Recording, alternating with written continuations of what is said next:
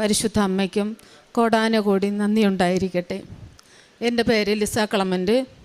ഞാൻ തിരുവനന്തപുരത്തു നിന്നും പുല്ലുവിളയിലെ ഫെറോന ചർച്ചിൽ നിന്നുമാണ് വരുന്നത്.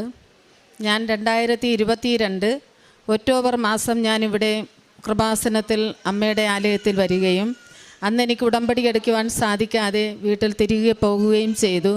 അന്ന് എനിക്ക് ഉടമ്പടിയെക്കുറിച്ച് എന്താണെന്ന് പോലും എനിക്കറിയില്ലായിരുന്നു. അതിനുശേഷം ഞാൻ വീട്ടിൽ ചെന്നപ്പോൾ എനിക്ക് അവിടെ കിടക്കുവാനോ ഉറങ്ങുവാനോ ഒന്നും സാധിക്കാതെ എനിക്കെപ്പോൾ വേണം എന്നും ഇവിടെ ഇങ്ങോട്ട് വരണം എന്നുള്ള ഒരു ചിന്ത മാത്രമായിരുന്നു. അങ്ങനെ 2022 നവംബർ മാസം 2-ാം തീയതി തന്നെ ഞാൻ ഒറ്റയ്ക്ക് തന്നെയാണ് ഞാൻ ഇവിടെ വരികയും അന്ന് വന്ന് ഉടമ്പടി എടുക്കുകയും ചെയ്തു. ഉടമ്പടി എടുത്ത് ഇന്ന് വരെയും ഞാൻ ഉടമ്പടിയിൽ ഉറച്ചു നിൽക്കുകയും ചെയ്യുന്നു. ഞാൻ ഇന്ന് പറയുവാനായിട്ട് ഈ കാലയളവിൽ എനിക്ക് കിട്ടിയ സാക്ഷ്യങ്ങളുടെ വെളിച്ചത്തിൽ 2 സാക്ഷ്യം പറയുവാനാണ് ഞാൻ കൂടുതൽ ആഗ്രഹിക്കുന്നത്. ഒന്ന്, 2024 സെപ്റ്റംബർ മാസം 24-ാം തീയതി എനിക്കൊരു ആക്സിഡൻറ്റ് സംഭവിച്ചു. ഞാൻ ബൈക്ക് ഓടിച്ചു പോകുമ്പോൾ സ്കൂട്ടി ആയിരുന്നു ഓടിച്ചു പോയിരുന്നത്. അതിൽ ഞാൻ വണ്ടി നിർത്തി നിൽക്കുമ്പോൾ ഒരാൾ കുടിച്ചിട്ട് വന്ന് എൻ്റെ ബാക്കിൽ കൂടെ വന്ന് എന്നെ ഇടിച്ചിടുകയും ഞാൻ ഓർമ്മയില്ലാതെ തെറിച്ച് കമന്ന് വീഴുകയുമാണ് ചെയ്തത്. അന്ന് എനിക്ക് നിറയെ പരിക്കുകളായിരുന്നു. മുഖം എല്ലാം വികൃതമായിരുന്നു. വായിലെ പല്ല് 2 സൈഡിലെ പല്ലും നിര തെറ്റിയിരുന്നു. ചെവിയിൽ കൂടെയായിരുന്നു ബ്ലഡെല്ലാം പോയിരുന്നത്. താടി എല്ലിനും സ്ക്രാച്ച് ഉണ്ടായിരുന്നു. അങ്ങനെ ശരിക്കും പരിക്കുകളായിരുന്നു. കയ്യിലെ ഒരു എല്ല് 4ആയിട്ട് പൊട്ടിയിരിക്കുകയായിരുന്നു. അങ്ങനെ എനിക്ക് ആശുപത്രിയിൽ വെച്ച് ഓപ്പറേഷൻ വേണമെന്ന് ഡോക്ടർമാർ നിർദ്ദേശിക്കുകയായിരുന്നു. അന്ന് സ്കാനിങ് ഒക്കെ കഴിഞ്ഞ് MR സ്കാനിങ്ങുമൊക്കെ കഴിഞ്ഞ് രാത്രിയിൽ ഒരല്പം ഉറങ്ങുകയായിരുന്നു. വെളുപ്പിലെ ഞാൻ ഒരല്പം മയങ്ങുന്ന സമയത്തായിരുന്നു എനിക്കൊരു സ്വപ്ന ദർശനം ഉണ്ടായത്. അപ്പോൾ ഞാൻ കാണുന്നത് ഒരു ഗ്രേ കളർ കല്ലറ എനിക്ക് കാണുകയും ആ കല്ലറയ്ക്ക് ചുറ്റുമായിട്ട് 6 ഗ്രേ കളർ മെഴുകുതിരി കത്തുകയുമാണ് ഉണ്ടായിരുന്നത്. അപ്പോൾ അതിനകത്ത് ബോഡി ഇല്ലായിരുന്നു, കല്ലറയ്ക്കകത്ത്. അപ്പോൾ എനിക്ക് മനസ്സിലായി, പരിശുദ്ധ അമ്മയുടെ നീല മേലങ്കി കൊണ്ട് എന്നെ താങ്ങി എന്നെ മരണത്തിൽ നിന്നും എന്നെ വിടുവിക്കുകയായിരുന്നുവെന്ന്, എന്നെ വീണ്ടും പുതുജീവിതത്തിലേക്ക് എന്നെ അമ്മ കൈപിടിച്ചുയർത്തുകയായിരുന്നുവെന്ന് എനിക്ക് മനസ്സിലാവുകയും ചെയ്തു. അത് ഞാൻ ഇന്ന് വരെയും ഞാൻ എല്ലാ ആളുകളോടും, എന്നെ കാണാൻ വന്നിട്ടുള്ള എല്ലാ ആളുകളോടും ഞാൻ പറഞ്ഞിട്ടുണ്ടായിരുന്നു, കൃപാസനം മാതാവ് തന്നെയാണ് എന്നെ മരണത്തിൽ നിന്നും എന്നെ താങ്ങിയെടുക്കുകയും തിരിച്ചെന്നെ ജീവിതത്തിലേക്ക് നയിക്കുകയും ചെയ്തത്. അങ്ങനെ ഇപ്പോൾ ഞാൻ ഈ നിൽക്കുന്ന അവസ്ഥയിലല്ലായിരുന്നു. പല്ലിൻ്റെ നിര തെറ്റി എനിക്ക് ഒട്ടും സംസാരിക്കുവാൻ പോലും പറ്റാത്ത അവസ്ഥയായിരുന്നു. ഞാൻ സംസാരിക്കും, പക്ഷേ പുറത്ത് നിൽക്കുന്ന ആർക്കും കേൾക്കില്ലായിരുന്നു. ആ അവസ്ഥയിലായിരുന്നു. ഇന്ന് എനിക്ക് മുഖത്തൊക്കെ ഒരു പാടുപോലും ഇല്ലാത്ത കാണുകയാണ്. ഞാൻ ഈ ആക്സിഡൻ്റായി കിടക്കുന്ന സമയത്ത് ആശുപത്രിയുടെ മരുന്നുകൾ ഉപയോഗിക്കുന്നതിനോടൊപ്പം ഉടമ്പടി വസ്തുക്കൾ ദിവസവും ഞാൻ ഉപയോഗിക്കുമായിരുന്നു.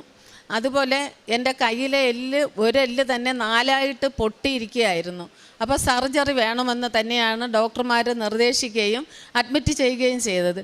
ഓരോ ദിവസവും സർജറിക്ക് വേണ്ടി കൊണ്ടുപോകുമ്പോൾ അവിടെ ചെന്ന് കഴിയുമ്പോൾ അവർ പറയും, ഇന്ന് സർജറി ചെയ്യുന്നില്ല, സർജറിയുടെ ആവശ്യമില്ല, നമുക്ക് അടുത്ത പ്രാവശ്യം നോക്കാം. അങ്ങനെ ഓരോ പ്രാവശ്യവും കൊണ്ട് ചെന്ന് അവസാനം അവർ പറഞ്ഞു, ഇനി എന്തായാലും നമുക്ക് സർജറി ഇല്ലാതെ ഇത് സുഖമാകും. അപ്പം ഞങ്ങൾക്കറിയാം, ഞങ്ങൾ ആശുപത്രിയിൽ പോകുമ്പോൾ തന്നെ ഞങ്ങൾക്ക് മനസ്സിലായി, അവിടെ ചെല്ലുമ്പോൾ ഇവർ തിരിച്ച് എന്നെ വിടും എന്ന് മനസ്സിലാകും. അതുപോലെ അവർ തിരിച്ച് സർജറി ഇല്ല എന്ന് തിരിച്ച് വീട്ടിലേക്ക് വിടും. അങ്ങനെ ഇപ്പോൾ ഈ കാണുന്ന ഈ കൈ എന്നെ ഈ അവസ്ഥയിൽ എന്നെ കൊണ്ടുവന്ന് എത്തിക്കുകയും ഇന്ന് 4ആയിട്ട് പൊട്ടിയിരുന്ന എല്ല് പൂർണ്ണമായും യോജിക്കുകയും ചെയ്തു. പക്ഷേ കുറച്ച് വളവ് മാത്രമാണുള്ളത്. ഇന്ന് ഞാൻ എൻ്റെ ഈ സാക്ഷ്യം എൻ്റെ ഈ കൈ കൊണ്ട് തന്നെയാണ് ഞാൻ ഇന്ന് എഴുതിയത്. പേന പോലും പിടിക്കുവാൻ പറ്റാത്ത എനിക്ക് ഇത്രയും സാക്ഷ്യം എനിക്ക് എഴുതുവാനും ഇന്നെനിക്ക് സാധിച്ചു. അതുപോലെ എൻ്റെ ഈ നിൽക്കുന്ന മകൾക്ക് വേണ്ടി ഞാൻ കാനഡയ്ക്ക് മകൾക്ക് വേണ്ടി വിസയ്ക്ക് കൊടുത്തിരുന്നു. അത് വിസ കുറേ നടന്നില്ലായിരുന്നു. ഇപ്പോൾ അടുത്ത മാസത്തേക്ക് വേണ്ടി കൊച്ചിന് 29-ാം തീയതിക്ക് പോകുവാനുള്ള ടിക്കറ്റ് കിട്ടിയിട്ടുണ്ട്. അതുപോലെ എനിക്ക് അമ്മയുടെ ഈ ആക്സിഡൻ്റ് ആകുന്നതിനും കുറച്ച് മുമ്പേ ജൂൺ മാസത്തിൽ എനിക്ക് അമ്മയുടെ സുഗന്ധ അഭിഷേകം എനിക്ക് ലഭിക്കുകയും അത് എൻ്റെ ഭവനം നിറയെ മുല്ലപ്പൂവിൻ്റെ മണങ്ങളായിട്ട് കാണുകയും ചെയ്തു. ഞാൻ ഓരോ മുറിയും ഓടി ചെന്ന് നോക്കുമായിരുന്നു, എവിടെ മുല്ലപ്പൂ വിരിക്കുന്നു എന്ന്. നോക്കിയപ്പോൾ എനിക്കത് പിന്നെ മനസ്സിലായി, അമ്മ എൻ്റെ ഭവനത്തിൽ വന്നു എന്നെ സന്ദർശിച്ചിട്ട് പോയി എന്ന്, എൻ്റെ കുടുംബത്തെ സന്ദർശിച്ചു പോയി എന്ന് ഞാൻ പൂർണ്ണമായിട്ടും അന്ന് ഞാൻ വിശ്വസിച്ചു. പിന്നെ ഞാൻ പ്രേക്ഷിത പ്രവർത്തനങ്ങളായിട്ട് ചെയ്തത്, പത്രം ഞാൻ ഓരോ ആശുപത്രികളിലും കൊണ്ടുപോയി കൊടുക്കുകയും ജനങ്ങളുടെ മധ്യത്തിൽ ഇറങ്ങി കൊടുക്കുകയും ഓട്ടോ സ്റ്റാൻഡുകളിൽ കൊണ്ടുപോയി കൊടുക്കുകയും ചെയ്യുമായിരുന്നു. പിന്നെ രോഗവീടുകൾ സന്ദർശിക്കുകയും അവർക്ക് വേണ്ടുന്ന സഹായങ്ങൾ ചെയ്തു കൊടുക്കുകയും ചെയ്യുമായിരുന്നു. പിന്നെ വസ്ത്രങ്ങൾ ഓരോ രോഗികൾക്ക് ഞാൻ എടുത്തു കൊടുക്കുമായിരുന്നു. പിന്നെ എൻ്റെ കാലിലൊരു ആണി രോഗമുണ്ടായി, അത് പെട്ടെന്നായിരുന്നു ഉണ്ടായിരുന്നത്. അത് ഞാൻ അമ്മയുടെ ഉടമ്പടി തൈലം ഞാൻ അതിൽ പുരട്ടുകയും അത് ഞാൻ നോക്കി നിൽക്കുമ്പോൾ തന്നെ എൻ്റെ കാലിൽ നിന്നും 2 വിരലിൽ നിന്നും ഒരു ഉണ്ണി അടന്നു പോകുന്നത് പോലെ അത് അനുഭവപ്പെടുകയും ഞാൻ കണ്ടു നിൽക്കുകയും ചെയ്തു.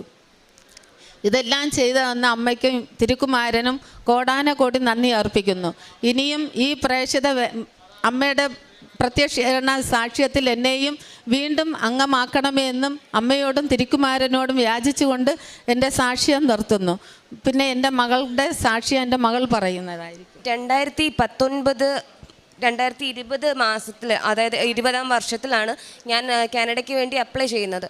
അപ്ലൈ ചെയ്ത സമയത്തൊന്നും എനിക്ക് എല്ലാത്തിലും റിജക്ഷനാണ് വന്നുകൊണ്ടിരുന്നത്. കണ്ടിന്യൂസ് ആയിട്ട് തന്നെ എനിക്ക് റിജക്ഷൻ വന്നുകൊണ്ടിരിക്കുമായിരുന്നു. അപ്പോൾ ആ ടൈമിൽ അമ്മ ഇവിടെ വന്ന് ഉടമ്പടി എടുത്തിട്ടുണ്ടായിരുന്നു. അപ്പോഴും എനിക്ക് വലിയ വിശ്വാസമൊന്നുമില്ല. ഞാൻ അമ്മയോട് പറയും, അമ്മ എന്തിനാ പോകുന്നത്, എന്തിനാ ഇതൊക്കെ ചെയ്യുന്നത് എന്നൊക്കെ ചോദിക്കാം. അപ്പോൾ അമ്മ പറയും, ഇല്ല കുഴപ്പമില്ല, എൻ്റെ വിശ്വാസമാണ്, ഞാനത് ചെയ്യാം, എൻ്റെ മക്കൾക്കും അത് തന്നെ വരും എന്നൊക്കെ പറയും. അപ്പോൾ ഞാൻ പറയും, ശരി, അമ്മയുടെ വിശ്വാസം അമ്മയെ രക്ഷിക്കട്ടെ എന്ന് പറയും. അപ്പോൾ ഇതുപോലെ എനിക്ക് 2020 ഞാൻ അപ്ലൈ ചെയ്തു. എനിക്കൊരു ഏജൻസിയാണ്, ഡൽഹിയിലെ ഒരു ഏജൻസിയാണ് എൻ്റെ കാനഡയ്ക്ക് വേണ്ടിയുള്ള എൻ്റെ പേപ്പേഴ്സ് എല്ലാം ചെയ്തുകൊണ്ടിരുന്നത്. അപ്പോൾ എല്ലാം കറക്റ്റാണ്. ലാസ്റ്റ് ബയോമെട്രിക്സും കഴിഞ്ഞു, എല്ലാം മെഡിക്കലും കഴിഞ്ഞതിന് ശേഷം എനിക്കൊരു ദിവസം എനിക്ക് മെയിൽ വരികയാണ്, എൻ്റെ ആപ്ലിക്കേഷൻ റിജക്റ്റ് ആയി എന്ന് പറഞ്ഞിട്ട്. ശരിക്കും പറഞ്ഞാൽ മൊത്തത്തിൽ ചിന്നിച്ചിതറിയ പോലെയായിരുന്നു. ഞാൻ വിചാരിച്ചു, ഓക്കെ, എനിക്കിപ്പോൾ പോകാനായിട്ട് എന്നെ ദൈവം അനുവദിക്കുന്നില്ലായിരിക്കാം, അതുകൊണ്ടായിരിക്കാം. അന്ന് തൊട്ട് ഞാൻ ഈ ഒരു 2023 വരെയും ഞാൻ പിന്നെയും നോക്കും, റിജക്റ്റ് ആവും. ഒരു കാരണവശാലും എനിക്ക് ബയോമെട്രിക്സ് മാത്രം അത് ക്ലിയർ ആവില്ല. കാര്യം ആദ്യം ചെയ്ത ബയോമെട്രിക്സ് 10 ഇയേഴ്സിൻ്റെ വാറൻറ്റിയിലായിരുന്നു അവർ ചെയ്തിരുന്നത്. അപ്പോൾ അത് ആ ടൈമിൽ ചെയ്ത ഏജൻസി തന്നെ ഒരു 10 വർഷത്തിൻ്റെ ഇതിൽ ചെയ്തത് കൊണ്ട് എനിക്കത് സ്കോളർഷിപ്പും അല്ലാതെ സ്പോൺസർഷിപ്പിൻ്റെ അണ്ടറിലായിരുന്നു അവരെടുത്തത്. അപ്പോൾ എനിക്ക് വേറെ ഒന്നിലും അത് അപ്ലൈ ചെയ്യാൻ പറ്റില്ല. എനിക്കത് റിജക്റ്റ് ആയിക്കൊണ്ടിരിക്കുകയും ചെയ്യും, എനിക്കത് ക്യാൻസൽ ചെയ്യാനും പറ്റില്ല, എനിക്ക് വേറെ ഒരിടത്തും പോകാൻ പറ്റില്ല, കാനഡയ്ക്ക് തന്നെ പിന്നെ അപ്ലൈ ചെയ്യാൻ പറ്റില്ല, അങ്ങനെയായിരുന്നു. പക്ഷേ ഞാൻ ഇവിടെ വന്നു, അമ്മയുടെ നിർബന്ധം കൊണ്ടാണ് ഞാൻ വന്നത്. ഞാൻ വന്നു, ഉടമ്പടി എടുത്ത അന്ന് തന്നെ ഞാൻ അമ്മയോട് പറഞ്ഞു, അമ്മേ, ഞാൻ അവിടെ ഉടമ്പടി എടുക്കുന്ന സമയത്ത് എനിക്കൊരു മുല്ലപ്പൂവിൻ്റെ മണം വന്നമ്മേന്ന് പറഞ്ഞു. അപ്പോൾ അമ്മ പറഞ്ഞു, അപ്പ ചിരിച്ചു. തിരിച്ച് ഞാൻ വീട്ടിൽ പോകുന്ന വഴിക്ക് അമ്മേനോട് പറഞ്ഞു, മാതാവ് നിന്നെ കണ്ടതാ, നിന്നെ തൊട്ടതാ, നിനക്കത് മനസ്സിലായിട്ടില്ല. ഞാൻ പറഞ്ഞു, ആയിരിക്കാം അമ്മേ, ശരിയായിരിക്കാം. തിരിച്ച് ഞാൻ വീട്ടിൽ പോയി. ഞാൻ അപ്പോൾ ലുലുവിൽ വർക്ക് ചെയ്യുമായിരുന്നു, ട്രിവാൻഡ്രം ലുലുവിൽ വർക്ക് ചെയ്തുകൊണ്ടിരിക്കുമായിരുന്നു, ഡിസൈനറായിട്ട് വർക്ക് ചെയ്യും. അപ്പോൾ വർക്ക് ചെയ്യുന്നതിനിടയ്ക്ക് തന്നെ അവിടെ എന്തൊക്കെയോ കാരണങ്ങൾ കൊണ്ട് എനിക്ക് ആ ജോലിയിൽ നിന്ന് പുറത്തോട്ട് ഞാൻ തന്നെ ക്വിറ്റ് ചെയ്ത് ഇറങ്ങേണ്ടി വന്നു. ആ ക്വിറ്റ് ചെയ്ത് ഇറങ്ങുന്ന സമയത്ത് തന്നെ എനിക്ക് കാനഡയ്ക്ക് പിന്നെയും ഞാൻ അപ്ലൈ ചെയ്തത്, എനിക്കത് ആക്റ്റീവായി, അല്ലെങ്കിൽ പോകാം, ഇനി എനിക്ക് പോകാൻ പറ്റും എന്ന് പറഞ്ഞിട്ട് എനിക്ക് മെയിൽ വരുന്നുണ്ട്. അപ്പം ഞാൻ ആലോചിക്കുമായിരുന്നു, ഓക്കെ, എനിക്ക് ദൈവം പറഞ്ഞിട്ടുണ്ട്, കാനഡയ്ക്ക് പോകാനായിട്ട് പറഞ്ഞിട്ടുണ്ട്, അതുകൊണ്ട് എനിക്കത് കിട്ടി. അപ്പോഴും ഞാൻ ചിന്തിക്കുന്നുണ്ട്, ഞാൻ സത്യം പറഞ്ഞാൽ എൻ്റെ ഉടമ്പടി ഞാൻ ഉഴപ്പുമായിരുന്നു, സത്യമായിട്ട് ഞാൻ ഉഴപ്പുമായിരുന്നു. പക്ഷേ ഇന്ന് ഞാൻ വിശ്വസിക്കുന്നത് എൻ്റെ അമ്മയുടെ പ്രാർത്ഥന, അല്ലെങ്കിൽ മാതാവ് എന്നെ കണ്ടു, ഞാൻ ഉഴപ്പിയിട്ടും ഞാൻ ആഗ്രഹിക്കുന്ന, അല്ലെങ്കിൽ എൻ്റെ കുടുംബത്തിന് വേണ്ടിയിട്ട് അമ്മ ഉദ്ദേശിച്ചിരുന്ന കാര്യം, അതായത് അമ്മ മാതാവ് ഉദ്ദേശിച്ചിരുന്ന കാര്യം നിറവേറ്റി തരികയാണ്. ഇനി അങ്ങോട്ടും എനിക്ക് അമ്മയുടെ ഉടമ്പടിയിൽ നിലനിൽക്കണം, അല്ലെങ്കിൽ പ്രാർത്ഥനകളിലൊക്കെ പങ്കെടുക്കണം എന്ന് ഞാൻ ആഗ്രഹിക്കുന്നുണ്ട്. ഇവിടെ നിന്ന് പോയാലും എനിക്കത് പ്രാർത്ഥിക്കണം. അമ്മയ്ക്ക് വേണ്ടിയിട്ടും ബാക്കി അമ്മയ്ക്കും മോനും, അതായത് ഈശോയ്ക്കും വേണ്ടിയിട്ടും എനിക്കത് ഓരോ കാര്യങ്ങൾ ചെയ്യണം എന്ന് ഞാൻ നല്ലോണം ആഗ്രഹിക്കുന്നുണ്ട്. എൻ്റെ പ്രയത്നവും അമ്മയുടെ പ്രയത്നവും എല്ലാത്തിൻ്റെയും ഫലമായിട്ട് ഞാൻ അടുത്ത മാസം 29-ാം തീയതി എനിക്ക് ടിക്കറ്റ് വന്നിട്ടുണ്ട്, ഞാൻ പോവാണ്. അതിനും അമ്മയ്ക്കും ഈശോയ്ക്കും കോടാനുകൂടി നന്ദി പറയുകയാണ്. സങ്കീർത്തനങ്ങൾ 34 6 മുതൽ 8 വരെ തിരുവചനങ്ങൾ. ഈ എളിയവൻ നിലവിളിച്ചു, കർത്താവ് കേട്ടു, എല്ലാ